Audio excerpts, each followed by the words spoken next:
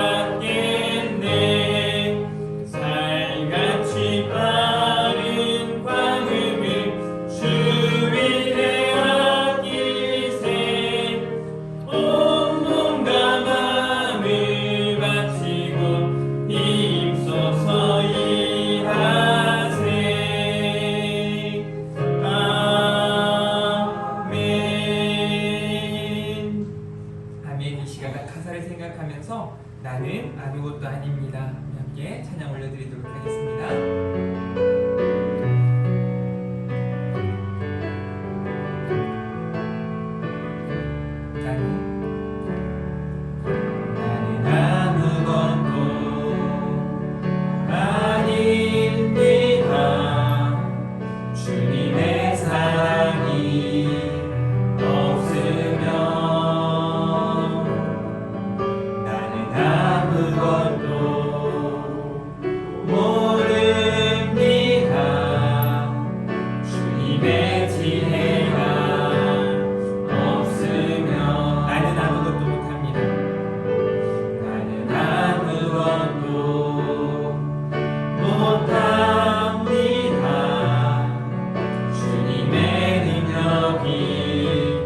없으면 나는 할 수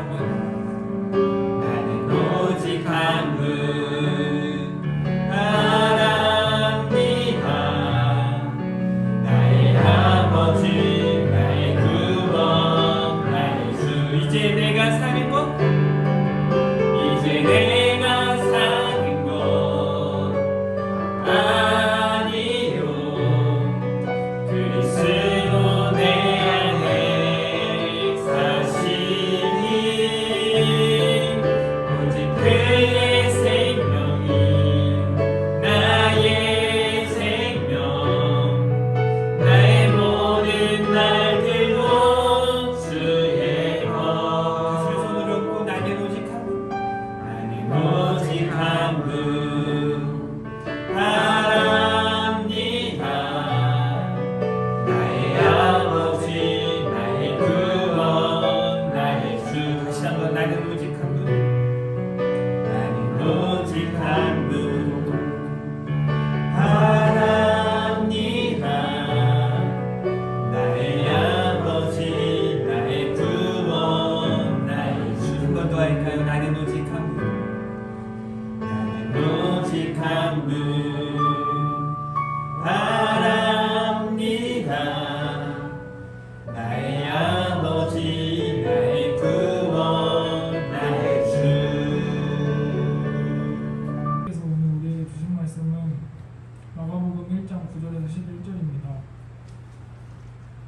그때 예수께서 갈릴리 나사렛으로부터 나와서 요단강에서 요한에게 세례를 받으시고 곧 물에서 올라오실새 하늘이 갈라짐과 성령이 비둘기같이 자기에게 내려오심을 보시더니 하늘로부터 소리가 나기를 너는 내 사랑하는 아들이라 내가 너를 기뻐하노라 하시니라. 인사하도록 하겠습니다. 잘 나오셨습니다. 네, 한 주간도 수고 많으셨습니다. 도쿄 올림픽이 진행되어지고 있습니다. 2020년 도쿄 올림픽이라고 이제 타이틀이 되어 있죠. 왜냐하면 원래 작년에 했어야 되는데 코로나19로 연기가 돼서 올해 하고 있기 때문에 그렇습니다. 여자 배구를 보는데 제 마음에 조금 감동이 있었어요. 그 내용이 이제 어떤 내용이었냐면 여자 배구 선수로서 거의 이제 월드 클래스인 김연경 선수가 있지 않겠어요? 그 선수가 정말 한 경기마다 내는 점수를 보면 너무 한 사람으로서 낼 수 있는 점수가 아닌 정말 많은 점수를 내고 또 블로킹도 많이 해서 많은 그 상대편으로 하여금 힘들게 하는 사람 중에 한 사람입니다. 그 친구가 함께하는 배구 선수들을 격려하고 또 그들을 이렇게 서포트하는데 애쓰는 거예요. 그리고 수비하기 위해서 제가 알기로 190이 넘는 사람이거든요. 그런데 이 바닥에 엎드려 막 디그라고 하나 이렇게 엎드려가지고 하는 그런 걸 그냥 몸을 던져서 막 하는 거예요. 그러면서 그게 끝나고 다음 프로그램에 이제 어떤 골프 프로그램인데 그걸 잠깐 하는 거예요. 그 잠깐 하는 내용을 제가 보는데 한 그 친구가 이름을 모르겠고 잘 못하는 선수에게 이렇게 말하는 거예요. 내가 책임질 테니까 내가 커버해 줄 테니까 열심히만 해. 그냥 최선만 다해. 이런 말을 하는 거예요. 그 말하면서 나도 저런 사람이어야겠다. 목회자로 성도님들을 위해서 또 한국 교회에 그렇게 부족한 부분들을 채워줄 수 있는 그런 사람이어야겠다 하는 생각들이 들어요. 그런 의미에서 교회에서 여러분들이 제가 원하는 건 뭘 잘하는 거, 그냥 부족함 없이 잘하는 걸 원하는 게 아니에요. 그저 열심히 내고 애쓰는 그런. 그래서 예전에 제가 20대, 30대 때 목회했을 때는 그냥 잘 못하면요, 지금도 사실 그런 경향이 좀 있어요. 잘 못하면 왜 그렇게 못하지? 막 하는 마음이 막 들거든요. 근데 이제 나이가 여튼 들어가면서부터 어떤 마음이 드냐면 못할 수도 있지, 그럴 수도 있지. 그래서 조금 더 인정하는 마음들이 생겨요. 사실 저는 컴퓨터나 뭐 핸드폰 만지는 것들을 나름대로 다른 사람들보다 좀 잘 만질 수 있거든요. 못 만지는 걸 보면 저걸 왜 못하지? 하는 생각을 예전에 많이 했었어요. 그런데 지금 보니까 못하는 사람들이 굉장히 많거든요. 그런데 안 한 거기 때문에 못하고 낯설기 때문에 못하는 것을 이제 충분히 공감을 하고 그래서 이렇게 설명해 드려야겠다 하고 이제 그런 것들을 제가 준비하기도 하고 설명을 해주기도 하는 거죠. 저는 여러분들이 그런데 어떻게 해야 되냐면 그러면 내가 적당히 하면 되지가 아니라 나름대로 열심을 다해 나아갈 때 뒤에서 누군가 밀어주고 이렇게 함께 하게 되면 더 큰 에너지를 낼 수 있고 더 큰 능력을 발휘할 수 있다는 것을 기억하셨으면 좋겠어요. 여러분들이 제가 그렇게 기도를 강조해도 기도 잘 안 하는 거 알거든요. 그렇다고 제가 막 실망하고 그러지 않아요. 뭐 평생 안 하던데 지금은 1분이라도 하고 주일날 기도라도 하고 수요일날 또 기도하고 이렇게라도 하니까 얼마나 좋아. 조금씩 늘어가는 거죠. 그런데 그런 여러분 한 분 한 분이 더 기도하기 위해 애쓰고 또 하나님 앞에 서기 위해서 몸부림친다면 분명 하나님은 여러분들이 기대하는 것 이상으로 놀라운 은혜를 허락하실 줄 믿습니다. 그래서 교회 안에서 뭔가 좀 부족해 보이고 서툴어 보여도 여러분 기다려주면 돼요. 언젠가 머지않아 점점점 더 발전하고 성숙하고 그렇게 온전히 세워질 줄 믿습니다. 저는요, 여러분들이 이 자리를 잘 지켜내기를 바라요. 여러분들이 있는 그 자리를 잘 지켜낼 수 있기를 바라요. 그래서 저는 학교에서 가장 큰 상은 개근상이라고 생각해요. 그게 가장 힘든 거예요. 그래서 여러분들이 하나님 앞에 다 개근상 받을 수 있기를 바랍니다. 이렇게 믿음으로 잘 세워져 나아갈 수 있기를 주님의 이름으로 축복합니다.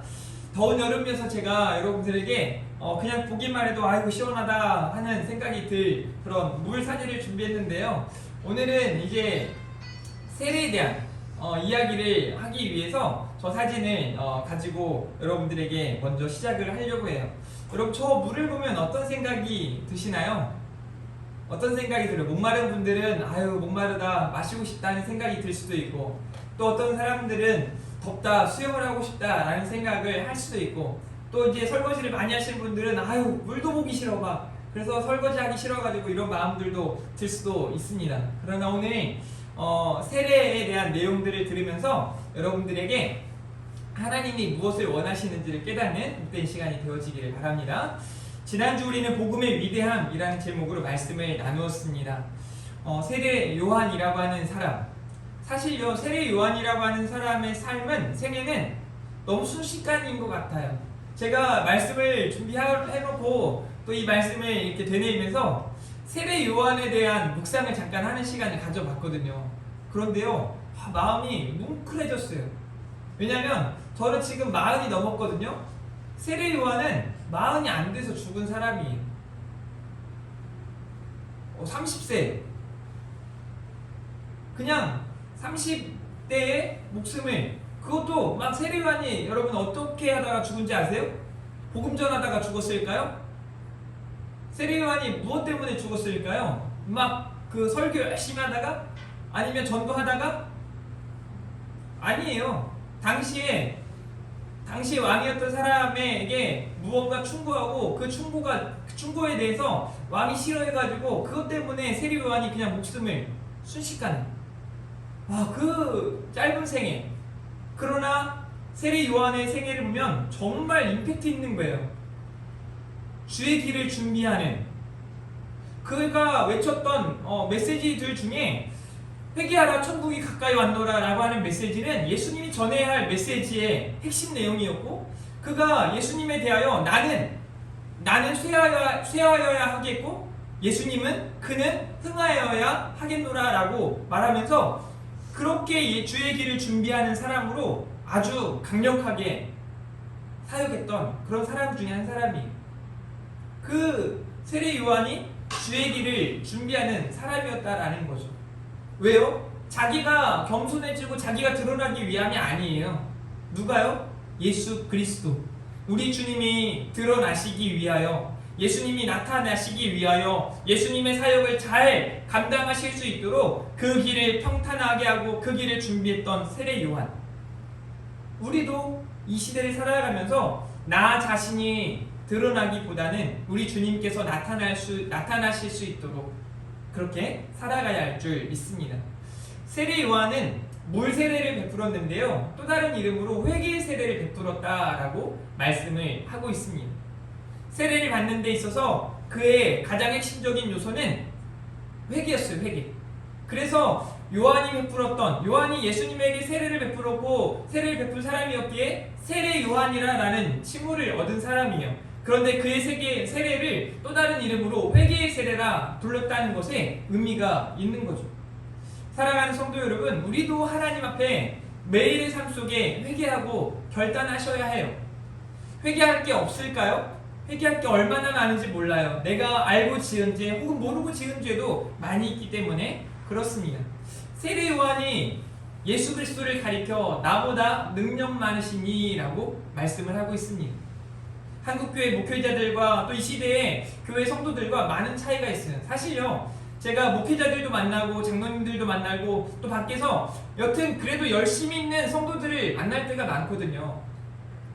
한 번은 제가 전도를 하는데 거기에서 또 다른 교회, 굉장히 익산 내에서 큰 교회로 알고 있는데 그 교회 장로님과 안수 집사님이었군요. 안수 집사님과 자기 아내 되는 권사님과 두 분이 정말 때양 끝에 전도를 하고 있는 거예요. 정말 열심히 하는 모습이 참 귀했어요. 그래서 제가 저희 아들한테 그걸 받으면서 감사합니다, 수고하고 계십니다, 뭐 수고하십니다 이렇게 인사를 하라고 이렇게 했어요. 그랬더니 그분이 제가 시키는 걸 보고 또 아이가 따라하는 걸 보면서 다시 집에 가던 길을 돌이켜서 저한테 오셔가지고 이제 몇 마디 이야기를 하면서 제가 두 가지 생각이었어요. 한편 첫 번째는 뭐였냐면 너무 귀한 거예요. 너무 귀한 거예요. 우리 교회도 새벽마다, 매일 새벽마다 전도하는 분들이 계세요. 그거 너무 귀하거든요. 쉬운 일이 아니에요. 보통 일이 아닙니다. 그런 일을 하고 계시는 분들을 보면 너무 귀하거든요. 그래서 그분이 그 떼양 곁에 전도하고 있는 모습을 보니까 너무 귀하고 너무 사랑스러운 거예요. 그런데 한 가지 또 아쉬운 게 있었는데 뭐냐면 이런 이야기를 하는 거예요. 저는 이렇게 전도하고 있습니다. 날이 더워도 추워도 저는 이렇게 전도하고 있습니다. 그래서 전도하고 있는 내가 무언가 드러나기 원하는, 그래서 저에게 복음에 대한 것보다 이런 이야기를 많이 하시는 거예요. 나는 누구입니다. 나는 어디에서 무슨 사업을 하고 어떤 일을 하는 누구입니다 라는 말을 아주 주되게 하는 거예요. 우리가 그럴 때가 참 많아요. 우리가 그래요. 그냥 복음이 나타나기보다는, 그러니까 우리가 전하는 복음이 이렇게 돋보이게 하기보다는 그 복음을 전하는 내가 돋보이기를 원하는. 그래서요, 제가 최근에 어떤 생각을 해보냐면, 설교하게 대해서 나름대로 10년 넘게 이제 연구를 하고 공부한 사람이잖아요. 그리고 저도 23년 차 하더라고요. 지금 23년 차 설교하고 있는 사람, 설교자로서 20년을 넘게 거의 매주마다 설교를 하지만 설교에 얼마나 많은 문제가 있는가를 자꾸 돌아보게 돼요. 제 설교가 얼마나 부족한지. 근데 가끔 보면 제가 그냥 무언가 막 애써서 뭔가를 하려고 하는데 그게 잘하는 거라고만 생각했어요. 그런데 그것도 잘못될 수 있겠다. 무언가 내가 열심히 전하는 내가 드러나기 위한 또 다른 마음이 있었진 않을까 하는 생각도 해보게 되는 거예요. 근데 지금의 많은 목회자들이 그럴 때가 참 많아요. 그런 면에서 나보다 능력 많으신 이가 아닌 내가 드러나기 위한 삶을 살아가고 있지는 않은가 우리는 생각해 볼 필요가 있다는 거죠. 그래서 오늘 설교 후에 찬양을 하겠지만 주를 위한 이곳에 라는 그 찬양의 가사를 여러분들이 다시 한번 마음에 새기고 이 시대에 하나님이 원하시는 성도다운 성도, 또 저는 목회자다운 목회자로 세워져 갈 수 있기를 바랍니다. 오늘 제목 한번 따라해 볼까요? 내가 너를 기뻐하노라. 다시 한번 내가 너를 기뻐하노라. 네, 이 말씀은 우리 하나님께서 아들 되신 예수 그리스도를 향해 하신 말씀이에요. 사랑하는 자요 내가 기뻐하노라 라고 말씀하시는 거죠. 마가복음은요 어떻게 보면 창세기와 이렇게 견주어서 자꾸 이렇게 설명할 수밖에 없는 내용들이 많아요. 창세기에 창조의 내용이 기록되어져 있다면 이제 이 마가복음에 예수 그리스도가 오심으로 재창조의 역사가 시작된 거예요. 그런데 창조의 역사를 보면 하나님께서 어떤 말씀을 하셨죠? 토부. 너무 좋으셔서 좋았더라, 심히 좋았더라, 좋았더라 라는 말씀을 반복하세요. 그런데 예수 그리스도를 바라보시면서 우리 하나님께서 하신 말씀 중에 내가 사랑하는 자고 내가 기뻐하노라 라고 말씀하고 계신 것이죠. 그러면 우리 성도는 어떻게 예수님을 바라보며 어떠한 신앙생활을 해 나아가야 할 것인가? 마찬가지로 하나님이 기뻐하시는 그런 길을 나아갈 수 있기를 주님의 이름으로 축복합니다. 세례 요한의 세례, 아까도 잠깐 말씀을 드렸지만 우리 전에도 세례 요한이 세례를 베풀고 회개 세례를 베풀었다라는 내용이 이어짐과 동시에 이제 예수님이 1장 9절 말씀에 이렇게 말씀을 하세요. 1장 9절 읽어볼까요? 시작! 그때 예수께서 갈릴리 나사렛으로부터 와서 요단강에서 요한에게 세례를 받으시고, 이제 세례 요한의 등장과 더불어서 예수님의 등장이 아주 강력하게 선포가 되어지는데요. 마가복음은 다른 마태복음과 누가복음과 같은 공간복음이잖아요. 조금 더 차이가 있는 게 뭐냐면 아주 복음에 대하여 강력하게 메시지를 전하고 있는 게 분명해요. 그래서 부차적인 설명들을 많이 하지 않아요. 그냥 예수님이 어떻게 태어났고 어떻게 이렇게 사셨는가에 대한 내용은 기록되지 않고, 오늘 세례를 받으시는 장면도 그래요. 세례 요한을 만나서 세례 요한하고 이런저런 얘기를 하고 세례를 받으시는 그런 게 아니라 그냥 예수님이 저렇게 세례를 받으시고 그때 어떤 일이 있었는가를 그냥 이야기하는 곳으로 맞춰지죠. 세례, 그래서 마가복음의 특징 중에 나타나는 단어 중에 하나가 곧, 즉시 라고 하는 단어가 많이 쓰여 있어요. 그리고 성격이 급해서 그런지 제일 짧은, 복음서 중에 가장 짧은 성경이기도 합니다. 그때 세례 요한이 세례를 베풀고 있고 세례 요한이 예수님에 대하여 준비를 하고 있을 그때 예수께서 갈릴리 나사렛으로부터, 왜 나사렛으로부터 오셨을까요? 예수님이 나사렛 출신이에요. 나사렛로부터 와서 요단강에서 누구에게요? 요한에게 세례를 받으셨다는 거예요. 예수님께서 요한에게 세례를 받다? 여러분, 이 부분을 보고 이상하게 생각하지 않으면 어쩌면 신학적으로 잘 너무나 무지한 거죠. 세례에 대한 의미를 알고 있다면 굳이 예수님이 세례를 받으셔야 하나? 예수님에게 세례는 어떤 의미일까? 하는 생각을 하지 않을 수가 없는 거죠. 왜냐면요, 세례에 대한 의미는 세례를 할 때 이제 물에 담궜다가 이렇게 빼거든요. 그리고 우리 이제 지금은 삼위일체 하나님, 성부, 성자, 성령의 이름으로 세례를 베푸노라라고 이제 말하면서 세례를 베푼단 말이에요. 그 의미는 첫 번째가 죄 씻음의 의미예요. 두 번째가 예수님과의 연합이에요. 나는 죽고 예수께서 내 안에 사시는, 그래서 새 생일보다 더 귀한 날이죠. 그래서 그 주님과 연합을 이루는, 그리고 지금의 한국교회 안에서, 교회 공동체 안에서는 공동체의 일원으로 이제 들어오게 되는 그런 내용도 담겨져 있죠. 그런데 예수님은요, 죄가 없으신데 죄를 씻으신다? 죄가 없으신데요.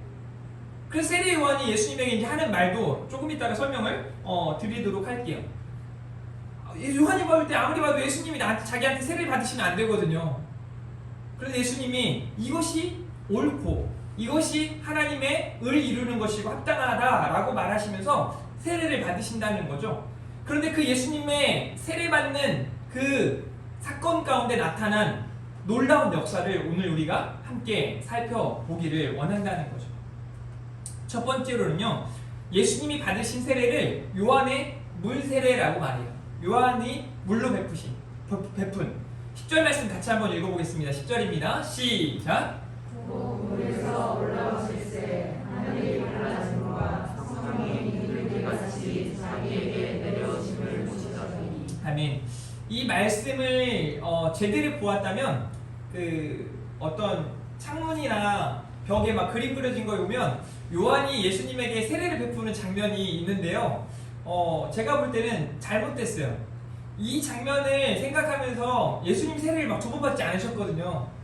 근데 그냥 어디 멋들어진 장소에서 요한이 예수님에게 막 이렇게 세례를 베푸는 그런 장면의 그림들이 우리가 많이 찾아볼 수 있어요. 그래서 예수님 세례를 받았다, 그냥 이 정도의 의미만 생각하기 위함인 건지, 여튼 그 장면은 잘못된 그림이에요. 지금 예수님과 요한이 있는 곳은 어디예요? 요단강이에요. 그 곳에서 예수님이 요한에게 세례를 받으시는데 물에서 올라오셨다라는 건 뭐예요? 물에 담겨지셨다는 거예요. 물 안에 들어가셨다 나오셨다는 거예요. 이 물세례를 예수님이 받으셨는데, 아까 물세례는 제가 여러분들에게 무슨 말씀을 드렸죠? 죄 씻음. 그런데 예수님은 죄를 씻으실 필요가 없으신 분이세요. 왜요? 죄가 없으시거든요. 원죄도 없으시거든요. 왜요? 원죄 또 자범죄가 있는데 이 원죄는 유전이 된다라고 되어서, 저희는 원죄와 자범죄 모두를 가지고 있지만 사람으로부터 태어났기 때문에 그래요. 우리는 육신의 엄마, 육신의 아버지로부터 태어나기 때문에 그 원죄를 이어받는 거예요. 계속해서 내가 거부할 수가 없어요. 그런데 예수님은 그렇게 사람의 몸으로 오셨지만 어떻게 잉태하셨어요? 성령으로 잉태하셨기 때문에 예수님은 그 원죄도 없으신 거죠. 예수님은 죄가 없으세요. 그런데 그 물세례를 받으셨다. 무슨 의미일까요? 여기에서 저는 이 본문을 좀 읽어봤으면 좋겠어요. 요한일서 2장 2절이요. 같이 읽어봅니다. 시작. 그는 우리 죄를 위한 화목제물이니 우리는 이해할 뿐 아니요 온 세상의 죄를 위하시니라. 자, 이 본문 예수님이 우리의 죄를 위한 화목제물이다라는 본문과 또 그분이 세상 죄를 위해서 그렇게 하셨다라는데요. 그리고 히브리서 4장 15절 같이 읽어봅니다. 시작. 우리에게 있는 대제사장은 우리의 연약함을 동정하시는 목사시기가 아니요 모든 일에 우리와 똑같이 시험을 받으시기로되 죄는 없으시니라. 보세요. 죄 없으신 예수님께서 우리를 대신하여 뭐가 되셨다고요? 화목제물이 되셨다는 거예요. 제물은요, 흠없고 점없고 그 깨끗한 곳으로 하나님 앞에 드려져야 하는 곳이었어요. 그런데 그것들은 다 예수님을 보이기 위한 예표였죠. 그런데 진짜 예수 그리스도께서는 단번에 자기 자신을 내어주심으로 우리를 향한 대속제물, 희생제물이 되셨다라는 거예요. 그 의미가 예수님의 세례에 담겨 있다는 거죠. 예수님이 세례를 받으셔야만 하는 게 아니라 세례를 받으셔서 예수님의 죄 씻음을 위한 이 세례가 아니라 우리의 대속을 위한 죄 없으신 예수 그리스도께서 세례를 받으심으로 우리에게 그 대속의 의미를 허락하셨다라는 것이죠. 여러분, 우리 예수님은 죄가 없으신 분이세요. 그런데 죄 씻음을 이 시간 받으셨는데 우리를 위한 죄 씻음이에요. 예수님의 죄가 아닌 저와 여러분을 위한 죄 씻음. 그렇게 화목제물이 되신 예수 그리스도, 그분을 우리가 마음에 모시고 그분과 함께 살아나아갈 수 있기를 주님의 이름으로 축복합니다. 이렇게 예수님의 등장이 예수님의 세례 가운데 나타나요. 요한에게 물세례를 받으시고 하나님의 의를 이루셨다라는 것을 아까도 말씀드렸죠. 요한이 예수님의 오히려 자신이 세례를 받아야 할 텐데 예수님이 어찌 나에게 오셔서 세례를 받으시려 하나이까? 예수님이 말씀을 하시는 거예요. 이것이 하나님의 의를 이루는 것에 합당하다라고 말씀을 하시고 세례를 받으시는 거죠. 하나님의 뜻을 따라 그렇게 나아가시는 겁니다.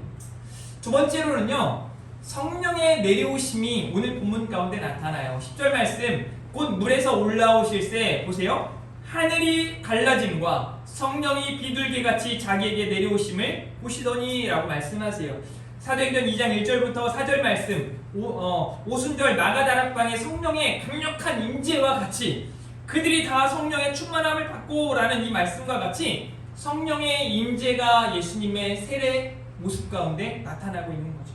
하늘이 갈라지고 비둘기같이 성령이 내려오셨다라고 말씀하세요.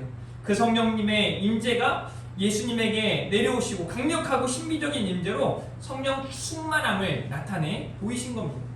아까 예수님의 등장, 두 번째 성령님의 임재가 나타나고 있는 것이죠. 자, 이제 세 번째로는요, 하나님의 사랑, 하나님의 기쁨이라는 메시지인데요. 하늘로부터 소리가 나요. 같이 한번 읽어볼게요. 11절 말씀 시작.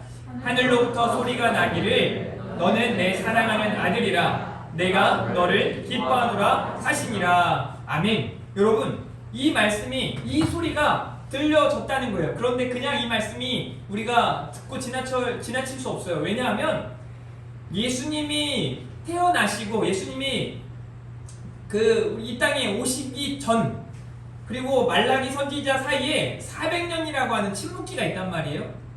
하나님의 메시지가 전해지지 않아요. 하나님의 음성이 들려지지가 않아요. 선지자들도 제대로 활동하지 않아요. 그냥 어떻게 보면 그 침묵기를 흑암기라고도 말해요. 그냥 어두컴컴한 시기인 거예요. 어떻게 보면 기독교의 역사에 있어서 가장 암울한 시기라고 볼 수 있죠. 그런 시기가 지나 이제 세례 요한이라고 하는 사람을 통하여, 그리고 이제 예수님의 세례를 받으심과 동시에 하나님의 음성이 그들 가운데 들려지는 거예요. 사실 오늘 마가복음을 보면 예수님이 성령의 내려오심을 보셨더라라고만 되어 있지만 마태복음과 누가복음을 보면 그 사건을 많은 사람들이 지켜보고 있는 거예요. 그리고 하나님의 음성을 듣는 거죠. 어땠을까요? 예를 들어 만약에 지금 여러분들이 이제 여기 20여 명이 계시잖아요. 제가 이렇게 설교를 하는데 제가 이따가 막 여러분들 위해서 기도하고 막 그러는데 갑자기 하늘로부터 소리가 나는 거예요.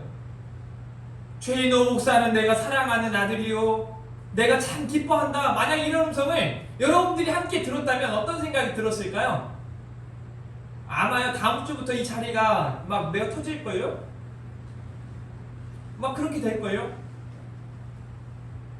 그런데 그렇게 사람 때문에 모이는 건 다 말짱 도루묵이에요. 아무것도 안 돼요. 그런데 예수 그리스도 우리 주님께서 진짜 복음이심을, 진짜 이 땅에 오신 예수 그리스도 구원자, 우리를 위한 대속자이심을 나타내 보이시는 사건이에요. 하나님이 친히 말씀하시는 거예요.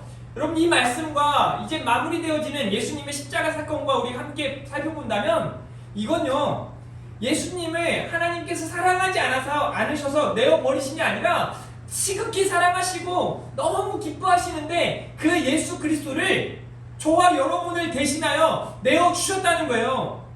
여러분, 예수님이 이 땅에 오신 건요, 그냥 오신 게 아니에요.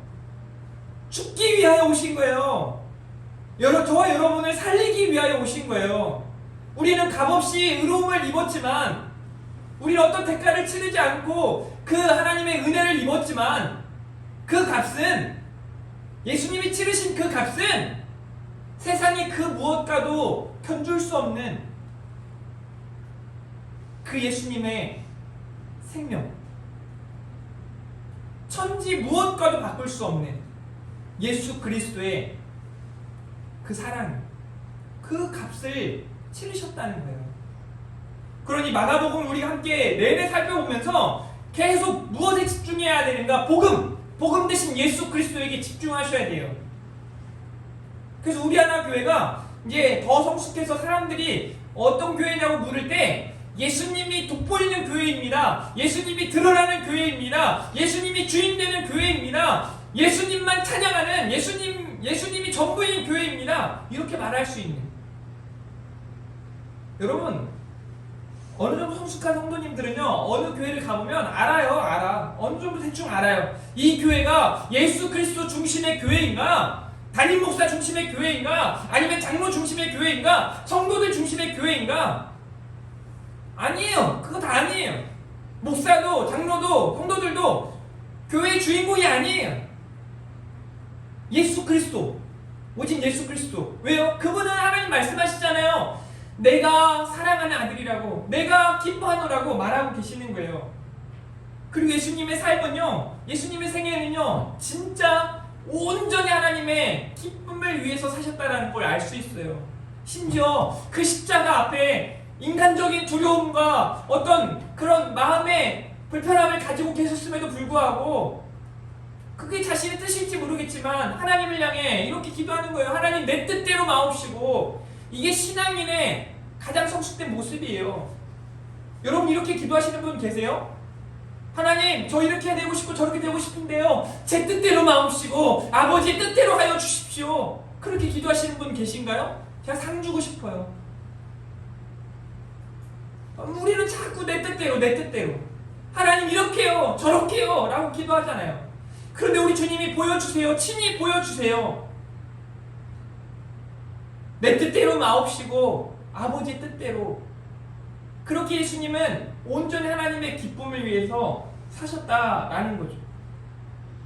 그런데 기가 막힌 건요, 소위 제자도라고 말하는데요, 예수님의 12제자들과 더불어서 많은 제자들이 있었어요. 예수님의 제자들이 있었단 말이에요. 그래서 여러분들이 예수님의 제자에 대해서 보면 12제자 말고도 또 다른 막 이 사람도 제자고 저 사람도 제자고 뭐 제자가 12명이라더니 몇 명이야? 이렇게 생각할 수 있겠지만 그게 아니에요. 28장 19절과 20절 말씀에 오면 예수님이 제자들로 하여금, 많은 사람들로 하여금 제자로 삼으라고 말씀하세요. 세례를 베풀고 그들을 제자로 삼으라. 누구의 제자예요? 예수 그리스도의 제자예요. 한국교회에서도 이 땅의 교회들 안에서도 제자 훈련을 많이 하거든요. 제자 훈련. 우리도 나중에 할 거예요. 그런데 제자 훈련이 누구를 위한 제자 훈련인가? 대부분요, 제가 고백하지만 대부분 그냥 담임 목회자의 제자를 삼는 것 같아요. 막 핵심 내용을 보면 자꾸 목사님한테 순종하라고, 성경에 어디에도 그냥 목사님한테 그렇게 순종하라고 나오지 않아요. 물론 하나님께 순종하면서 그 하나님의 말씀을 가르치는 자에게 순종하는 것은 맞죠. 그런데 그걸 그 앞부분을 빼고 자꾸 그냥 목회자에게 순종하라고. 그래서 막 자꾸 막 담임 목사님 차를 부교육자가 막 세차하고 있고, 이런 것들 보면 이해할 수가 없어요. 지가 해야지, 지가. 저는 안 해요, 세차를 아예. 보니까 할 필요가 없겠더라고요. 세차를 할 때마다 하나님 해주시더라고요. 비가 주룩주룩 내려가지고 깨끗하게 해주시고. 그래서 저는 제가 세차하고 난 다음에 비가 오는 일이 없어요. 저는 그냥 비로 세차하니까요. 그런 게 너무 많다는 거예요. 그런데 우리 주님께서는 온전히 그렇게 살아가셨단 말이에요. 예수님의 제자들은요 자꾸 나중에 성경 보면서 나와요. 누가 크냐, 내가 크냐, 네가 크냐 막 이런 싸움을 하고 앉아있고 자꾸 막 밖에 나가가지고 막 어린아이들 못 오게 하고 막 하는 행동들 보면요 와 어이가 없어요. 어이가 없어. 그런데요 예수님의 제자라고 말할 수 없는 세례 요한은요 진짜 제자의 면모를 보여줘요. 그래서 세례 요한이 진짜 큰 사람인 거예요. 군더더기가 없어요. 세례 요한이 군더더기가 없어요. 그래서 세례 요한을 통해서 제자교의 핵심을 우리는 발견할 수 있어요. 그는 흥하여야 하겠고 나는 쇠하여야 하겠다. 우리 아까 찬양했잖아요. 나는 오직 한 분 바랍니다. 나의 주, 나의 아버지, 나의 구원. 그 앞전에 뭘 배웠어요? 이제 내가 사는 건 아니요 내 안에 누가요? 그리스도. 여러분한테 한번 질문해 볼까요? 여러분 안에 그리스도가 계십니까? 성도가 되었다는 건요 우리 안에 예수 그리스도를 모시는 거예요. 여러분 안에 예수 그리스도께서 거하시는 줄 믿습니다. 그리고 주님 안에 저와 여러분이 거하시기를 바랍니다. 예수님의 세례 장면 가운데 삼위일체 하나님의 역사가 나타나요. 예수님 세례를 받으시는데 세례 받는 예수님이 함께 계시고 비둘기같이 내려오신 성령님이 그 자리에 함께 계시고 내 사랑, 내 기쁨을 외치신 하나님이 함께 나타나는. 그래서 성경에 보면 삼위일체 하나님에 대해서 그냥 이렇게 얘기하는 부분은 있지 않아요. 그런데 삼위일체 하나님이 분명하게 나타나는 내용이 여기 나오는 거죠. 이걸 누가 이해할 수 있겠어요?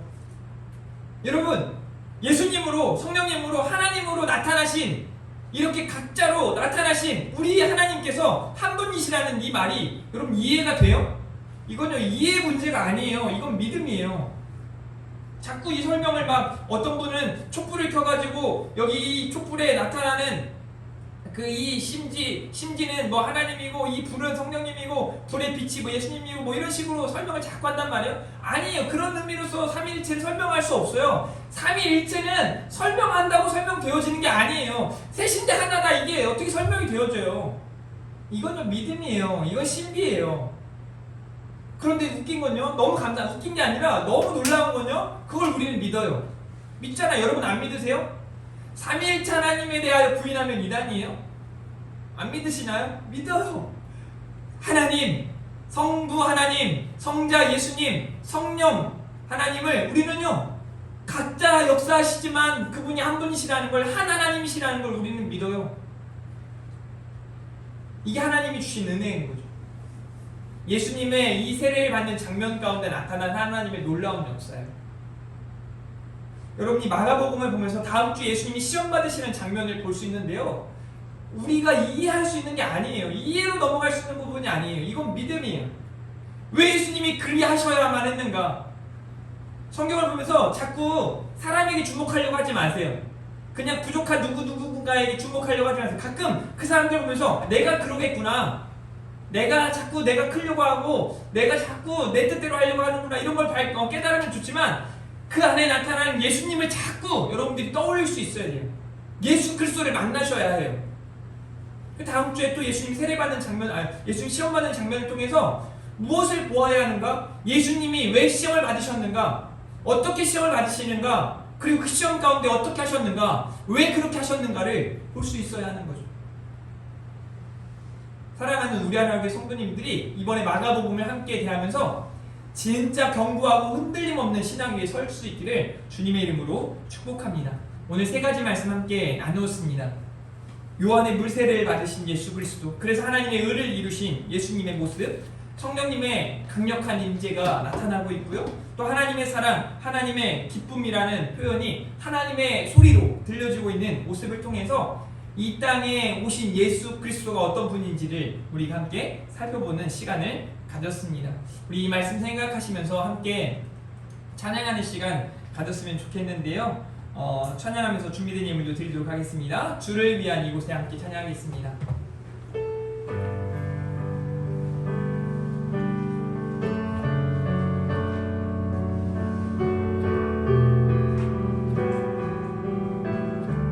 주를 위한 이곳에 주를 위한 이곳에 예배하는 자들 중에 주가 찾는 이 없어 주님께서 슬퍼하시네.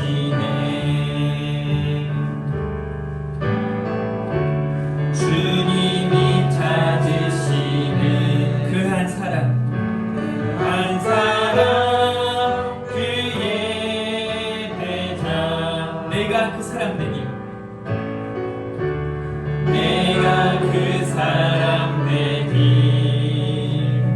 간절히 주께 예배하는 주 은혜로